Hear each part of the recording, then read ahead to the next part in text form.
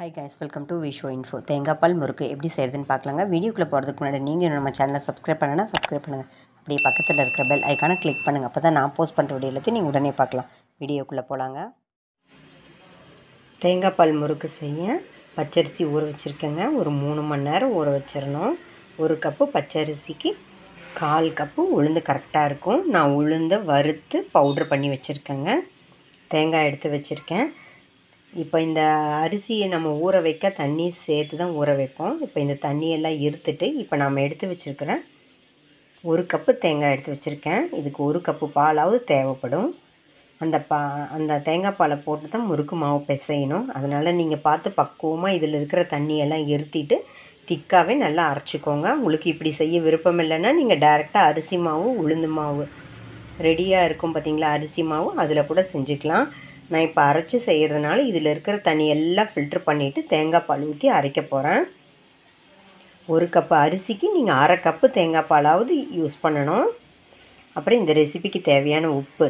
இப்போ நான் அரிசியில் இருக்கிற தண்ணியெல்லாம் இருத்துட்டு அரிசியை நல்லா மைய அரைச்சிக்க போகிறேன். ஆனால் அதுக்கு தண்ணிக்கு பதில் நான் எடுத்து வச்சுருக்கிற தேங்காய் பாலை ஊற்றி அரைச்சிக்க போகிறேன். ஃபஸ்ட்டு தேங்காயை நம்ம அரைச்சி அதிலேருந்து பால் எடுத்துட்டு அதுக்கப்புறம் தான் நான் இந்த அரிசியவே அரைக்க போகிறேங்க.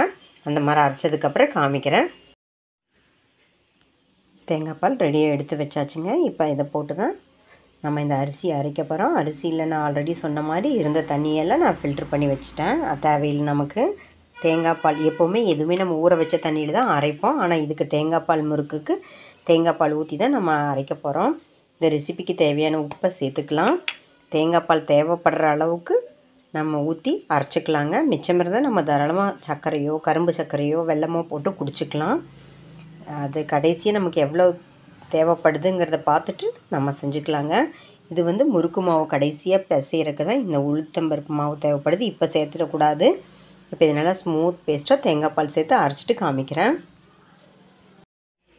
பாருங்கள், நான் சொன்ன மாதிரி தேங்காய் பால் ஊற்றி அரிசி நல்லா ஸ்மூத் பேஸ்ட்டாக அரைச்சிட்டேன். நான் 1 கப்பு தேங்காய் பால் எடுத்தேன். அதில் இந்தளவுக்கு மிச்சமாக இருக்குது. ஏன்னா நான் அரிசியை ஊற வச்சு செஞ்சதுனால எனக்கு இந்த அளவுக்கு தேங்காய் பால் மிச்சமாக இருக்குது. நீங்கள் முழுக்க வரட்டு அரிசி மாவு எடுத்தீங்கன்னா 1 கப்புக்கு மேலேயே உங்களுக்கு தேவைப்படும். இந்த மாதிரி 2 விதத்தில் செய்யலாம். இப்படி செய்யும்போது தேங்காய் பால் உங்களுக்கு கம்மியாக தான் பிடிக்கும். முழுக்க நீங்கள் ட்ரையான அரிசி மாவில் செய்யும்போது அளவு வித்தியாசப்படுங்க. அதனால் நீங்கள் அதை கவனித்து செஞ்சு பாருங்கள். இப்போ நம்ம எடுத்து வச்சுருக்கிற உளுந்தை இப்போ சேர்த்துக்கலாம். 1 கப் அரிசிக்கு 1/4 கப்பு உளுந்து சொன்னேன். இப்போ அதை நம்ம சேர்த்து பிசைஞ்சிக்கலாம். உங்கள்கிட்ட வெண்ணெய் நெய் எது இருந்தாலும் சேர்த்துக்கலாம். எதுவுமே இல்லைன்னா ஒரே 1 டேபிள் ஸ்பூன் நம்ம இந்த தேங்காய் பால் முறுக்கு பொரிக்க எண்ணெய் காய வைப்போம், அதிலிருந்து 1 டேபிள் ஸ்பூன் கூட சேர்த்துக்கலாம். இப்போ இதை நல்லா பக்குவமாக பிசைஞ்சிக்கலாங்க. இந்த தேங்காய் பால் இப்போ தேவைப்படாது. இதை நம்ம தாராளமாக ஸ்வீட் மிக்ஸ் பண்ணி குடிச்சிக்கலாங்க. இப்போ இந்த மாதிரி பக்குவமாக நம்ம பிசைஞ்சதுக்கப்புறம் காமிக்கிறேன். பாருங்கள், பக்குவமாக முறுக்கு மாவு பிசைஞ்சாச்சு. இந்தளவுக்கு இருக்கணும். அதனால தான் நான் ஃபஸ்ட்டே அரிசியில் இருக்கிற தண்ணியை நல்லா இருத்துட்டு தேங்காய் பால் போட்டு அரைக்க சொன்னேன். நீங்கள் அரிசியில் இருக்கிற தண்ணியோடு தேங்காய் பாலும் சேர்த்திங்கன்னா முறுக்கு பிழியிற பக்குவத்துக்கு மாவு ரெடியாக இருக்காதுங்க. அதனால தான் இந்த மாதிரி பண்ணும்போது கவனமாக நீங்கள் செய்யுங்க. இது கரெக்டாக பக்குவமாக இருக்குது. சப்போஸ் நம்ம செய்கிறக்குள்ளே காஞ்சிருச்சுன்னா தண்ணி லைட்டாக தெளித்து பக்குவமாக பிசைஞ்சிக்கலாங்க. இப்போ இது கூட நம்ம பொரிக்க தேவையான எண்ணெயிலேருந்து 1 டேபிள் ஸ்பூன் மட்டும் சேர்த்து முறுக்கு பொரித்து எடுத்துடலாங்க. மாவு நல்லா பக்குவமாக பிசைஞ்சு வச்சாச்சுங்க. நம்ம முறுக்கு பொரிக்க எண்ணெய் காய்ச்சி வச்சுருக்கோம். இந்த சூடான எண்ணெயை எடுத்து 1 டேபிள் ஸ்பூன் அளவுக்கு நம்ம அந்த மாவில் சேர்த்துக்கலாம். 1 டேபிள் ஸ்பூன் சேர்த்துனா போதுங்க. இந்த அளவுக்கு அவ்வளோதான் தேவைப்படும். ஓரளவுக்கு நல்லா சூடாகவே இருக்கட்டுங்க. இப்போ இதை நல்லா பிசைஞ்சு வச்சுக்கலாங்க. எண்ணெய் சேர்த்து மறுபடியும் நல்லா பிசைஞ்சு வச்சுட்டேங்க. இப்போ இந்த முறுக்கு மோல்டில் தான் நான் போட்டு செய்ய போகிறேன். இதில் ஃபில் பண்ணி எடுத்துக்கலாங்க. இப்போ முறுக்கு பிழிய ஆரம்பிச்சிடலாம். எண்ணெய் சூடாயிடுச்சுங்க. இப்போ நம்ம முறுக்கு பிழிஞ்சிக்கலாம். நமக்கு எவ்வளோ பெருசு வேணுமோ அந்த அளவுக்கு செஞ்சுக்கலாங்க. நம்ம ஒரு கரண்டியில் கூட போட்டுட்டு அதுக்கப்புறம் எண்ணெயில் போடலாங்க. உங்களோட சௌகரியம், எப்படி வேணுமோ அப்படி செஞ்சுக்கலாம். ஓரளவுக்கு ஒரு செகண்ட் டைம் விட்டு அப்புறம் திருப்பிக்கலாங்க.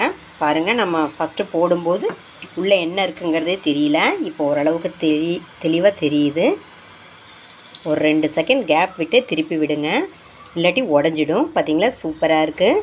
இது நல்லா ஒயிட்டாக தான் இருக்கும். என்ன காரணம்னு கேட்டிங்கன்னா, நம்ம இதில் காரத்துக்காக எதுவுமே சேர்க்கறது இல்லைங்க.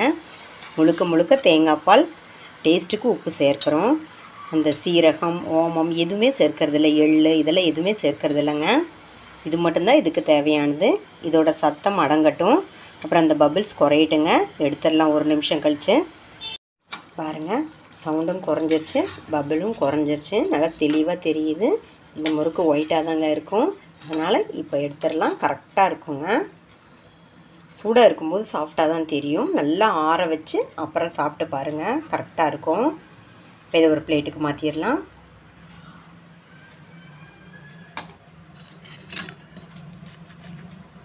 இந்த மாதிரி எல்லா முறுக்கும் பொரிச்சு எடுத்துக்கலாங்க. பாருங்கள், இந்த மாதிரி நீங்கள் கரண்டியில் கூட பிழிஞ்சு வச்சுட்டு அப்புறம் எண்ணெயில் போடலாம், இல்லை டைரெக்டாகவே எண்ணெயில் கூட போடலாங்க. இந்த மாதிரி நீங்கள் ரெடி பண்ணாலும் சரி, உங்கள் சாய்ஸ் தான். நம்ம எண்ணெய் வந்து எவ்வளோ வச்சுருக்கோமோ அதுக்கு தகுந்த மாதிரி இதில் போட்டு எடுத்துக்கலாங்க. நிறையா போட்டுட்டோம்னா திருப்பி விட கஷ்டமாக இருக்கும். இன்னும் ஒன்று கூட போடலாம். நான் இப்போ அவசரத்தில் உங்களுக்கு இப்படி காமிச்சிட்டேன். பாருங்கள், நல்லா வெந்ததுக்கப்புறம் ஒரு செகண்ட் கழித்து நீங்கள் திருப்பி விட்டிங்கன்னா கரெக்டாக வருங்க. அவசரப்பட்டு நம்ம கரண்டியை வச்சோம்னா அது உடஞ்சிடும். பார்த்திங்களா, இப்போ எப்படி பபிள்ஸ் தெரியுது, சவுண்டும் வருது. நான் ஒரு செகண்ட் பேசாமல் இருந்தேன்னா உங்களுக்கு அந்த பபிள்ஸ் சத்தம் உங்களுக்கே கேட்கும். பார்த்திங்களா, இந்த சவுண்டெல்லாம் அடங்கணும்.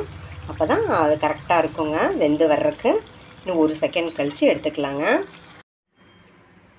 சூப்பராக நம்மளோட தேங்காய் பால் முறுக்கு அட்டகாசமாக ரெடி ஆகிடுச்சுங்க. சிம்பிளான ரெசிபி, ஈஸியான ரெசிபி. நான் 2 வேரியேஷன் சொல்லியிருக்கேன். நீங்கள் டைரெக்டாக அரிசி மாவை பயன்படுத்தியும் செய்யலாம். இப்போ நான் வந்து அரிசியை ஊற வச்சு செஞ்சுருக்கேன். இது இந்த மாதிரி செஞ்சால் ரொம்ப சூப்பராகவே வருதுங்க. ட்ரை பண்ணி பாருங்கள், அட்டகாசமாக இருக்குது. பாருங்கள் எவ்வளோ ரோஸ்ட்டாக இருக்குதுன்னு நான் இப்போ உடச்சி காமிக்கிறேன். அட்டகாசமாக இருக்குங்க, செம்ம டேஸ்ட்டாக இருக்குது. இதில் காரமெல்லாம் சேர்க்க மாட்டாங்க, உப்பு மட்டும்தான் சேர்ப்பாங்க. இது வந்து ரொம்ப மைல்டான ஸ்வீட்டாகவும் சால்ட்டு மட்டும்தான் இருக்கும். வெள்ளை கலரில் தாங்க இருக்கும். இது ஒரு ட்ரெடிஷ்னல் ரெசிபி. தேங்காய் பால் முறுக்கு ரொம்ப ஃபேமஸான ரெசிபிங்க. காரம் வேணும் அப்படின்னு நினைக்கிறவங்களுக்கு இது அவ்வளோவா பிடிக்காது. ஸ்வீட்டாக சால்ட்டாக சாப்பிட்றவங்களுக்கு இது ரொம்ப பிடிக்குங்க. 1 கப்பு அரிசி மாவாக எடுத்தாலும் சரி, அரிசியை ஊற வச்சாலும் சரி, 1 கப்பு அரிசிக்கு 1/4 கப்பு உளுந்து கரெக்டாக இருக்கும். 1 கப்பு தேங்காய் பால் எடுத்து வச்சுக்கோங்க நீங்கள் ரெடியாக. நீங்கள் முழுக்க அந்த அரிசி மாவில், வரட்டு அரிசி மாவில் செய்கிறதா இருந்தால் தேங்காய் பால் ஜாஸ்தியாக பிடிக்கும். நான் இப்போ செஞ்ச மாதிரி ஊற வச்சு செஞ்சிங்கன்னா ஒரு 3/4 கப்பு பிடிக்குதுங்க. நீங்கள் எப்படி செஞ்சாலும் சரி, கவனமாக பார்த்து செய்யுங்க. என்னங்க, இந்த ரெசிபி உங்களுக்கு பிடிச்சிருந்தா லைக் பண்ணுங்கள், ஷேர் பண்ணுங்கள், கமெண்ட் பண்ணுங்கள். ஞாபகமாக சப்ஸ்கிரைப் பண்ணுங்கள். ஓகே, பாய்.